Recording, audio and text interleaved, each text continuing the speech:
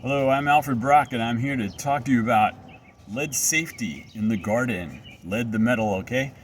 Lead safety is crucial for home gardeners because soil can sometimes be contaminated with lead, which can pose health risks to both humans and pets. Now, here are some steps you can take to ensure lead safety in your own garden. First of all, if you can, test your soil. Start by testing your garden soil for lead contamination. You can purchase a soil testing kit or send a sample to a professional laboratory for analysis. In some areas, you may be able to contact your local health department and they'll do it for you. This will help you determine if your soil contains elevated levels of lead. Now, raised beds or containers, if your soil tests positive for high levels of lead, consider using raised beds or containers for your gardening. This allows you to create a barrier between your plants and the contaminated soil. Fill the raised beds or containers with clean, uncontaminated soil or a quality soil mix.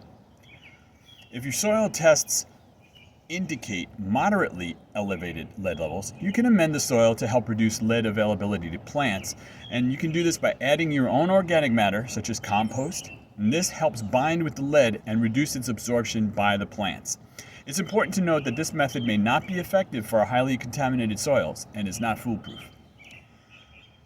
Now, how about your gardening tools? Well, after gardening, thoroughly clean your tools to remove any soil or dust that may contain lead particles. Wash them with soap and water, and consider using a brush to remove any stubborn dirt. This is a good thing to follow in general, just to keep your tools in good working order.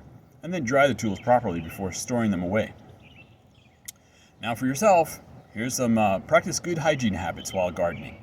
Wear your gloves, wash your hands thoroughly with soap and water after gardening, and remove your shoes before entering your home to prevent tracking in soil or dust. Now, you can also use a layer of clean mulch and ground cover in your garden to minimize direct contact between plants and the soil, and this can help reduce the risk of lead exposure. This does not eliminate it. Also, choose safe gardening products. You can use lead-free or low-lead materials in your gardens. That's very important. Lead-free paint for garden structures or containers, and avoid using salvage materials with unknown lead or other contaminated contents. Keep your indoor spaces clean by regularly sweeping or hosing down paved areas to prevent the buildup of lead-contaminated dust, especially if you live in even a moderate or light industrial area. If you're in a heavy industrial area, this is a good practice if you're going to be doing your gardening outside. This can help minimize the risk of lead exposure to both humans and pets.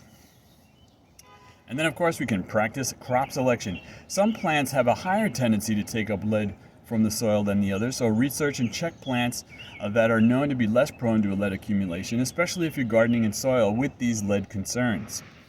Educate yourself. Well, you're doing that right now, aren't you? Stay informed about lead safety practices in general and guidelines for gardening, as well as water. Local agricultural extension offices or environmental agencies can provide more valuable resources and information specific to your area and your circumstance. By following these lead safety measures, you can minimize the risk of lead exposure while continuing to enjoy your home garden. Thanks, and have a great day.